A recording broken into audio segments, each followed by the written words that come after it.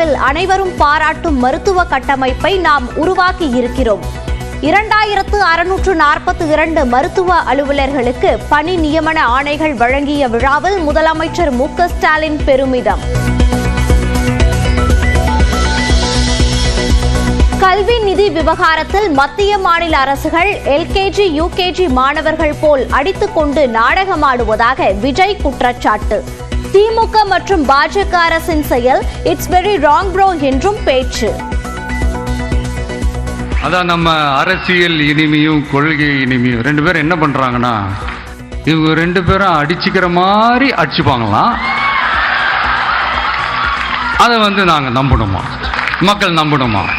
What bro, it's very wrong bro.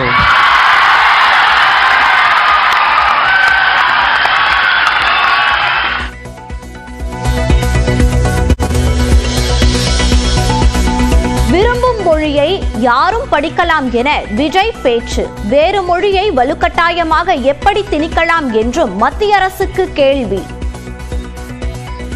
கூட்டாட்சி தத்துவத்தை மீறி மாநில தன்னாட்சி உரிமைக்கு எதிராக ஒரு மாநில அரசின் மொழி கொள்கையை, கல்வி கொள்கையை கேள்விக்குறியாக்கி வேறு ஒரு மொழியை வலுக்கட்டாயமாக திணிச்சா, அதுவும் அரசியல் ரீதியாக திணிச்சா எப்படி ப்ரோ?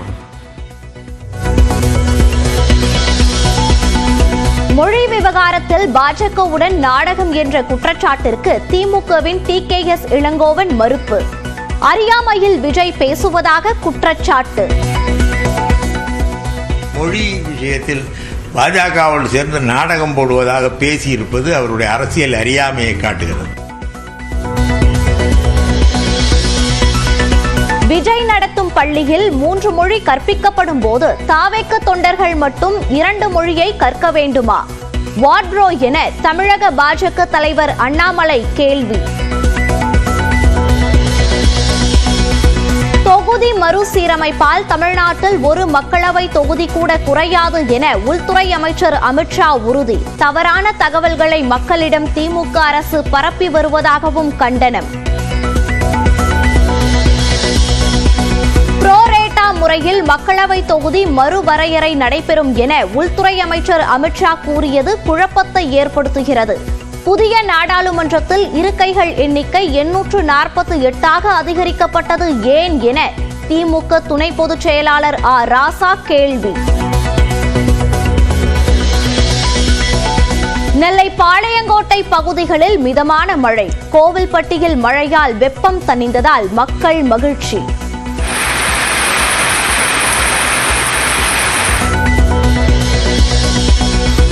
தஞ்சை, திருவாரூர், நாகை, மயிலாடுதுறை, புதுக்கோட்டை மாவட்டங்களில் இன்று கனமழைக்கு வாய்ப்பு.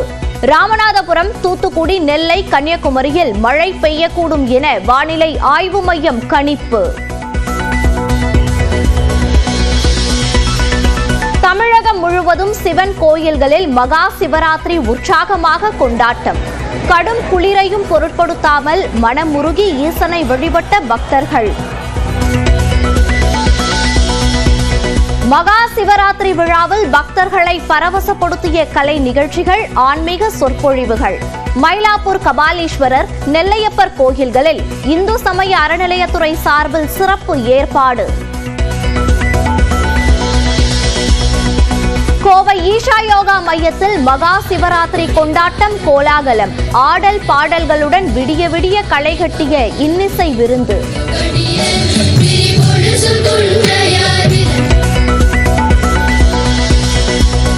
உத்தரப்பிரதேசத்தின் பிரயாக்ராஜ் நகரில் 45 நாட்களாக களை கட்டிய மகா கும்பமேளா நிறைவு.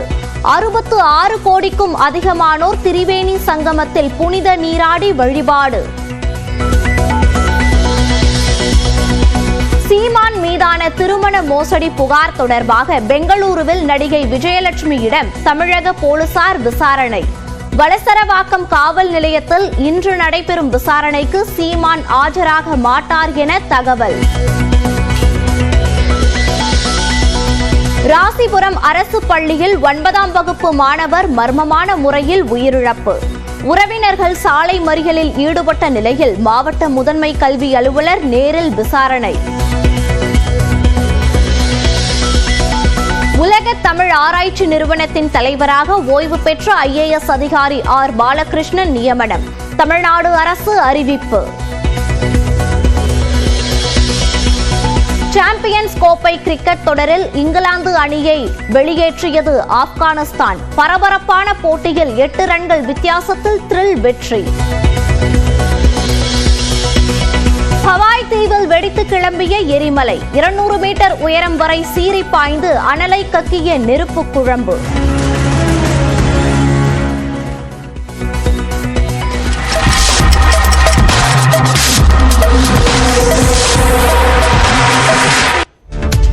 வணக்கம், இது பிரேக் ஃப்ரீ பிரைம் டைம். முழுமையான செய்திகளின் 3 மணி நேர அணிவகுப்பு. முதலில் சூப்பர் 60. இன்றைய நாளில் அறிய வேண்டிய அத்தனை செய்திகளின் விறுவிறுப்பான அணிவகுப்பு இது.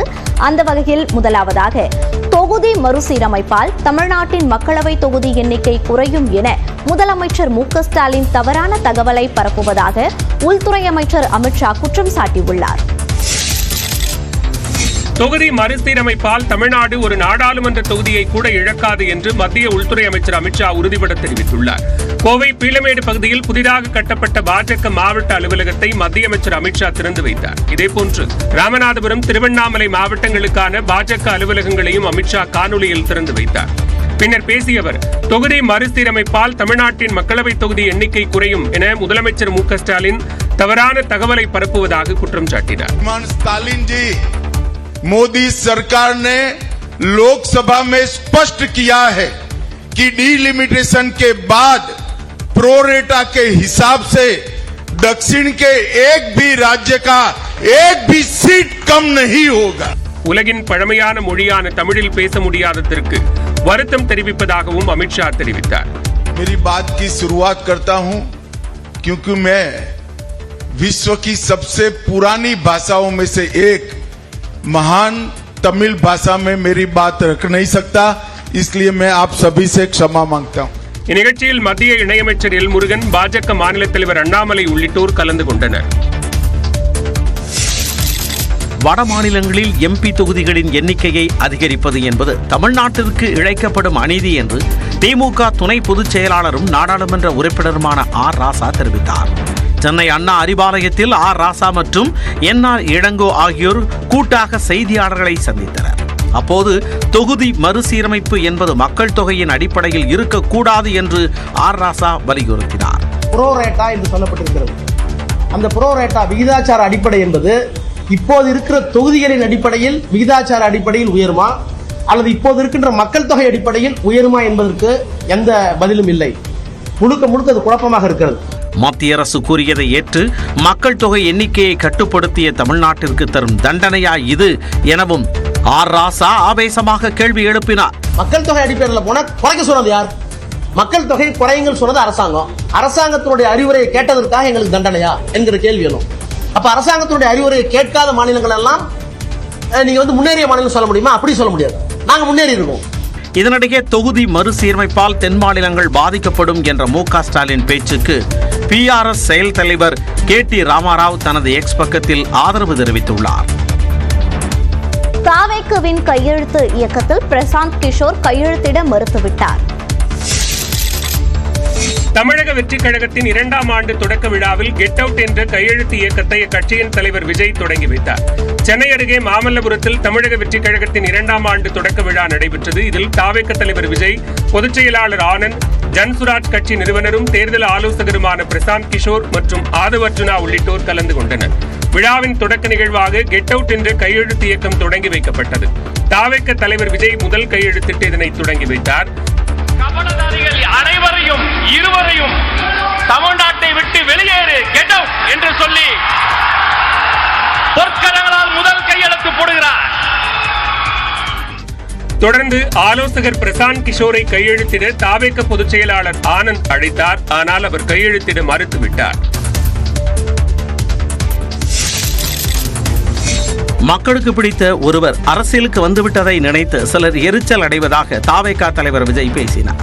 தமிழக வெற்றிக் கழகத்தின் 2ஆம் ஆண்டு தொடக்க விழாவில் பேசிய அக்கட்சி தலைவர் விஜய் தனது அரசியல் வருகையால் ஒரு சிலருக்கு எரிச்சல் என குறிப்பிட்டார். இவனை என்ன பண்ணலாம், என்ன செய்யலாம், எப்படி இவனை இது பண்ணலாம், க்ளோஸ் பண்ணலாம், அந்த கன்ஃபியூஷன்ல கத்துறதா கதறதா என்ன பண்றதுன்னு தெரியாம வர்றவன் போறவன்லாம் கட்சி ஆரம்பிக்கிறான்னு சொல்லி இப்படி ஏதாவது பேச ஆரம்பிப்பாங்க. தாவேகா பண்ணையாளர்களுக்கான கட்சி இல்லை எனவும் விஜய் பேசினார். நம்மளுடைய கட்சி எளிய மக்களுக்கான கட்சி தானே. அப்படி இருக்கும்போது நம்மளுடைய கட்சி நிர்வாகிகளும் எளிய குடும்பத்தை சேர்ந்தவங்களா தான் இருப்பாங்க. நம்மளுடைய கட்சி ஒன்றும் பண்ணையாறுகளுக்கான கட்சி கிடையாதுல்ல.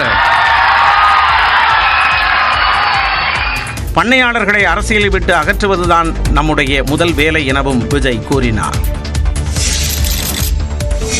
கல்வி நிதி விவகாரத்தில் மத்திய மாநில அரசுகள் எல்கேஜி யூகேஜி மாணவர்கள் போல அடித்துக்கொண்டு நாடகமாடுவதாக தாவேகா தலைவர் விஜய் குற்றம் சாட்டினார். தமிழக வெற்றிக் கழகத்தின் 2ஆம் ஆண்டு தொடக்க விழாவில் உரையாற்றிய விஜய் மும்மொழி கொள்கை விவகாரத்தில் திமுக பாஜக அரசுகள் பேசி வைத்துக் கொண்டு நாடகமாடுவதாக சாடினார். இவங்க 2 பேரும் அதாங்க நம்ம பாசிசமும் நம்ம பாயாசமும், அதான் நம்ம அரசியல் இனிமையும் கொள்கை இனிமையும். 2 பேரும் என்ன பண்றாங்கன்னா 2 பேரும் பேசி வச்சுக்கிட்டு இந்த செட்டிங்லாம் பண்ணி வச்சுக்கிட்டு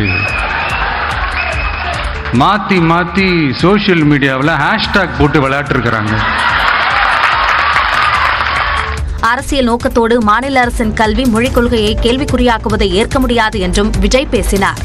இங்க என்ன நடந்துகிட்டு இருக்கு, அதாவது இவங்க 2 பேரும் அடிச்சுக்கிற மாதிரி அடிச்சுப்பாங்களாம். அதை நாங்கள் நம்பணுமா? மக்கள் நம்பணுமா? What bro, it's very wrong bro. முன்னதாக மேடையில் பெரியாரின் சிலையை பிரசாந்த் கிஷோருக்கு விஜய் பரிசாக வழங்கினார். பீகாரில் போட்டியிட்டு டெபாசிட்டை இழந்த பிரசாந்த் கிஷோர் விஜயின் தமிழக வெற்றிக் கழகத்தை எப்படி வெற்றி பெறச் செய்வார் என அமைச்சர் KN நேரு கேள்வி எழுப்பினார். உள்ளூர்ல விளப்பான அவரு நாங்க பிரசாந்த் கிஷோர் பீகார் டெபாசிட் கூட வாங்கல, தனியா நின்னாரு. மொழி விவகாரத்தில் விஜயின் அரசியல் அவரது அறியாமையை காட்டுவதாக திமுக செய்தி தொடர்பாளர் TKS இளங்கோவன் பதிலடி கொடுத்துள்ளார். மொழி விஷயத்தில் நாடகம் ஆடுவதாக அவர் குறிப்பிட்டிருக்கிறார். அது மட்டும்தான் எனக்கு புரியவில்லை. இவருக்கு தமிழ்நாட்டு அரசியலே தெரியவில்லை என்றுதான் நான் நினைக்கிறேன். திமுக பாஜக நாடகமாட வேண்டிய அவசியம் இல்லை என்றும் TKS இளங்கோவன் தெரிவித்தார்.